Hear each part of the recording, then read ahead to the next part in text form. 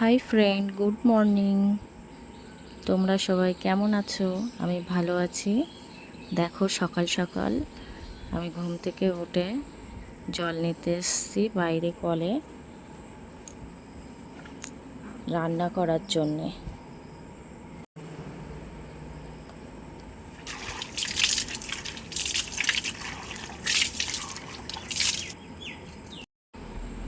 রান্না করতে গিয়ে দেখি ড্রামে আর জল নেই, যার জন্য আজকে টাইম থেকে জল আন। তারপরে রান্না বান্না করে খাওয়া দাওয়া করার পরে মেহাকে খাওয়ালাম। মেহার তো খাওয়াতে অনেক সময় লাগে, খাওয়াতে খাওয়াতে দেরিও হয়ে গেছে।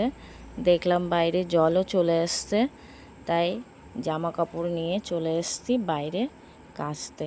আজকে অনেক জামা কাপড় জল আসার সঙ্গে সঙ্গেই চলে এসেছি কাচার জন্যে। দেখো, আমি কাচাকুচি করে নিলাম। বন্ধুরা, তোমাদের সঙ্গে আমার লাইফের অনেক কথা শেয়ার করতে চাই, সেটা আমি আস্তে আস্তে ব্লগের মাধ্যমেই তোমাদের সঙ্গে শেয়ার করব। আমার এই যে আমি একটা সন্তানের মা, এই বয়স পর্যন্ত একটা মেয়ের জীবনে কত কিছু থাকে, কত কিছু জানার থাকে। তার মধ্যে একটা জিনিস হলো বাপের বাড়ির ব্যাক সাপোর্ট। প্রত্যেকটা মেয়েরই প্রয়োজন বাপের বাড়ির ব্যাক সাপোর্ট। যখন জানতে পারবে তোমার আশেপাশের লোকজন যে একে সাপোর্ট করার মতো কেউই নেই, তখন কিন্তু তারাই সুযোগ নেবে, তারাই তোমাকে বদনাম করবে, তারাই নিজের দোষটাকে ঢাকার জন্যে তোমাকেই দোষী সাব্যস্ত করবে। তাই জন্যে আমার মনে হয় যে আমার জীবনের এক্সপিরিয়েন্স দিয়ে আমি যেটুকু বুঝেছি, যে বাপের বাড়ির যে সাপোর্টটা সেটা কিন্তু খুবই প্রয়োজন প্রত্যেকটা মেয়ের।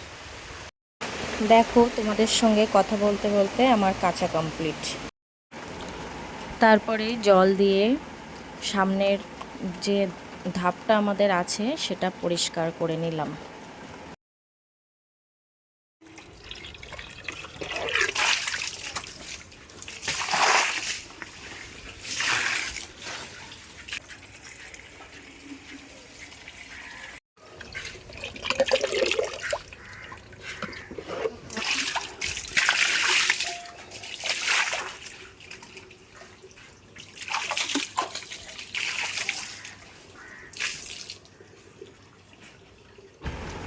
দেখো, এখানে কি সুন্দর ফুল ফুটেছে। ফুলের থেকে সুন্দর আমার মনে হয় পৃথিবীতে আর কিছু নেই। ফুল আর বাচ্চা, এই দুটো জিনিসের মতো সুন্দর জিনিস ভগবান আর পৃথিবীতে আর কিছুই সৃষ্টি করেনি। সবার মতো আমারও খুব ফুল ভালো লাগে, তাই যেখানেই ফুল দেখি একটু একটু করে ছবি তোলার চেষ্টা করি, আর সেটাই তোমাদের সঙ্গে শেয়ার করলাম। দেখো কি সুন্দর গাঁদা ফুল ফুটেছে, এখানে সাদা জবা ফুটে আছে।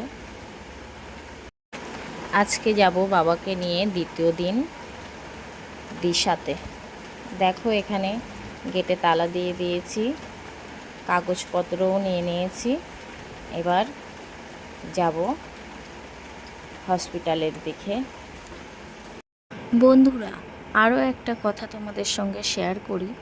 আমি বাইরে বার হই মোটামুটি এই বাবাকে নিয়ে বা টুকটাক নিজের কাজে। সেখান থেকে আমার মনে হয় যে এখন বাচ্চারা বাদ দিয়ে আর প্রত্যেকটা মানুষ হলো স্বার্থপর। বাচ্চারাই একমাত্র আছে কিনা স্বার্থ ছাড়াই তোমার সঙ্গে থাকবে, তোমার সঙ্গে চলবে। এই আমার বাচ্চাকে দেখেই আমি বুঝি পৃথিবীতে আমার মনে হয় আমি যদি ভালো কোনো কিছু পেয়ে থাকি সেটা হলো আমার এই বাচ্চা। আমার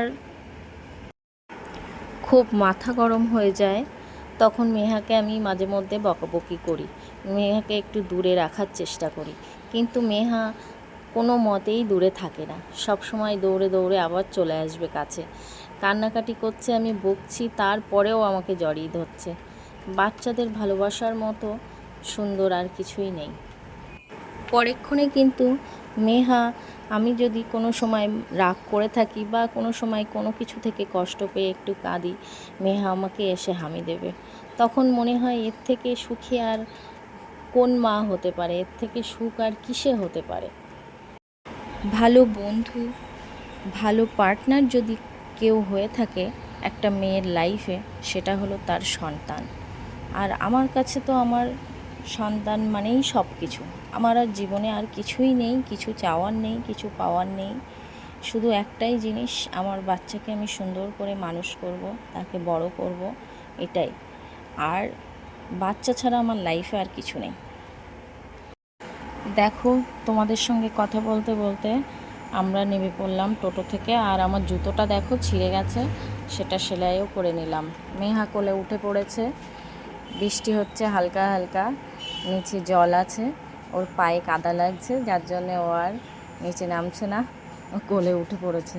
আর চশমার উপর দিয়ে দেখো, নিচ দিয়ে দেখো কেমন করে দেখছে। আর এই যে জায়গাটা আছে রাস্তা পার হওয়ার জন্যে, মেহা এই জায়গাটা খুব এনজয় করে। বন্ধুরা, আমার ইউটিউব চ্যানেলটাকে আমি প্রমোট করতে ভুলে যাই প্রত্যেকটা ভিডিওতে। আজকে মনে করে বলছি, প্লিজ আমার চ্যানেলটাকে সবাই সাবস্ক্রাইব করো। কারোর যদি কোনো কিছু অংশ একটু ভালো লাগে, প্লিজ একটা করে লাইক দিও। আর সবাই আমার পাশে থেকো। আমি নতুন চ্যানেল খুলেছি, সবার সাপোর্ট আমার খুবই প্রয়োজন। মেহা দেখো কোল থেকে নেমে পড়েছে।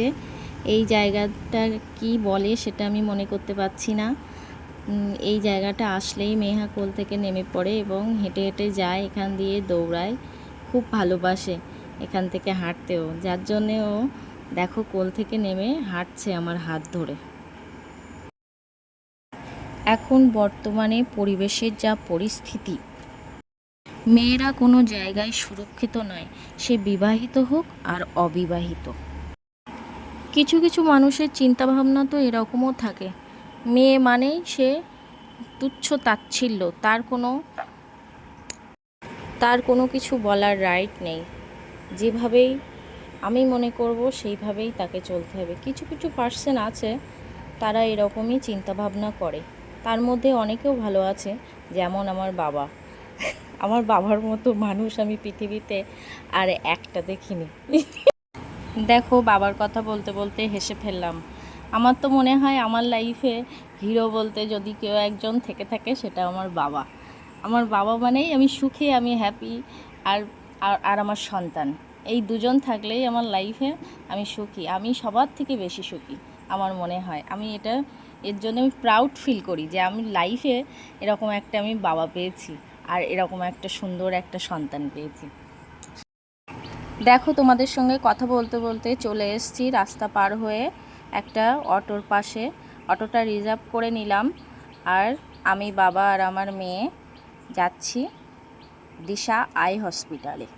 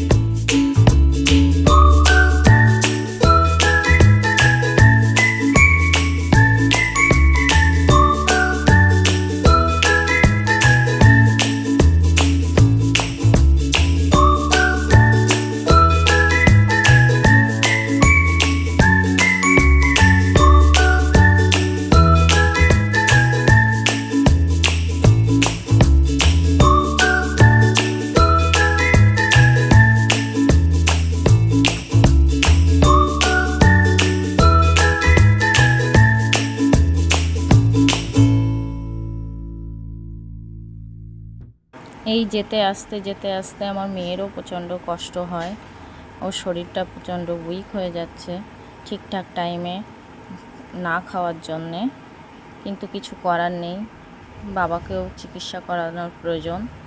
দেখো এখানে জ্যামে পড়ে গেছি, এখানে অন্তত 5 মিনিট দাঁড়িয়ে থাকতে হয়েছিল, এতটাই জ্যাম হয়ে গেছে। তারপরে লাস্ট পর্যন্ত জ্যামটা ছাড়লো। বন্ধুরা, আমার চ্যানেলটাকে সবাই প্লিজ সাবস্ক্রাইব করবে আর লাইক করো, তাতে আমি উৎসাহ পাই।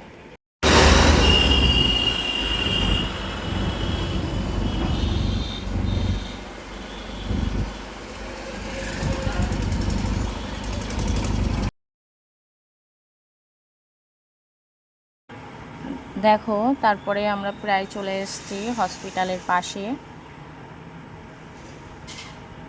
আসার পরেই নেমে পড়লাম। কাকুটা অটো ঘুরিয়ে দিচ্ছে যাতে আমাদের সুবিধা হয় নামতে, একদম সামনেই নামতে পারি হসপিটালে, যার জন্যে কাকু একটু দূর থেকে ঘুরিয়ে হসপিটালের দিকেই রাখলো অটোটা। আর আমরা নেমে পড়লাম অটো থেকে। তারপরে হসপিটালের ভিতরে গিয়ে রিসেপশনে গিয়ে কথা বললাম। আমাদের আগে থেকে অ্যাপয়েন্টমেন্ট নেওয়া ছিল, কিন্তু ম্যাম ওটিতে আছেন, ওনার সঙ্গে যোগাযোগ করতে গেলে ওটিতে গিয়েই কথা বলতে হবে। তার জন্যে আমরা নিচের সব কাজ করে দেখো উপরের দিকে উঠলাম। উপরে গিয়ে এখান থেকে একটা টেস্ট ছিল বাবার চোখের, সেই টেস্টটা করানোর পরে চলে গেলাম ওটিতে। ওটির ভেতরে বাবা গেছে, যেহেতু আমার ছোট বাচ্চা ছিল সেই জন্যে আমাকে যেতে দিইনি। বাবার দেখো এখানে একজন সিস্টার ড্রেস পরিয়ে দিল ম্যামের সঙ্গে কথা বলার জন্যে। তারপরে বাবা ভেতরে গিয়ে কথা বলল, কথা বলার পরে আরও একটা চোখের টেস্ট ছিল, তার জন্য আমরা এখানে বসে আছি। সব কিছু পরীক্ষা করা হয়ে গেছে। দেখো বার হব সেই মুহূর্তে বৃষ্টি চলে এসছে, বৃষ্টি পড়ছেও, আগে আরও বেশি হচ্ছিল, এখন একটু কম হচ্ছে। তারপরে ভাবলাম মেহা সকাল থেকে কিছু খাইনি, এখানে এসে একটা বিস্কিট খেয়েছে, তার জন্যে আমি তাড়াতাড়ি করে একটা টোটো ধরে নিলাম, নিয়ে চলে গেলাম ডাকবাংলো। সেখান থেকে আবার টোটো ধরলাম, ধরে চলে এসেছি বাড়ি। দেখো এখানে আমি ডাকবাংলোটা চিনি, এই যে জিভা আছে তার জন্যে আমি বুঝতে পারি যে এটাই ডাকবাংলো। আমি অতটা রাস্তাঘাট চিনি না, তারপরেও বাবাকে নিয়ে গিয়ে দেখো বাইরে বৃষ্টিও হচ্ছে। দেখো কি বৃষ্টি হচ্ছে।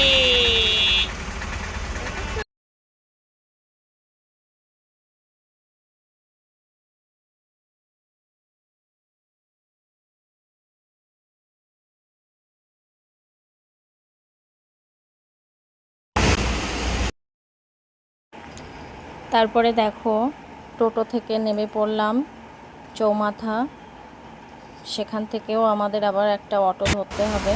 এখানে এসেও দেখি বৃষ্টি হচ্ছে, তাই একটা ফার্মাসির সামনে দাঁড়িয়ে আছি।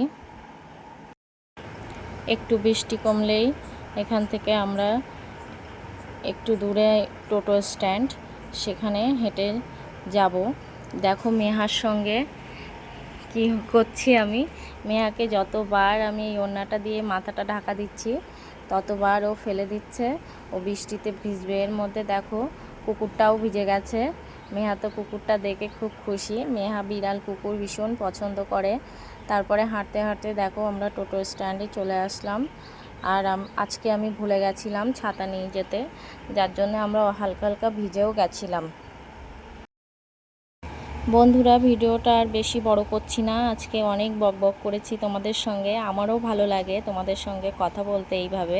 দেখো এখানে আস্তে আস্তে আমার খুব ফেভারিট একটা ফল দেখতে পেলাম, জামটার দাম শুনে তো আমি চলে এসেছি, বলে 40 টাকা করে শুনে আমি আর নিইনি।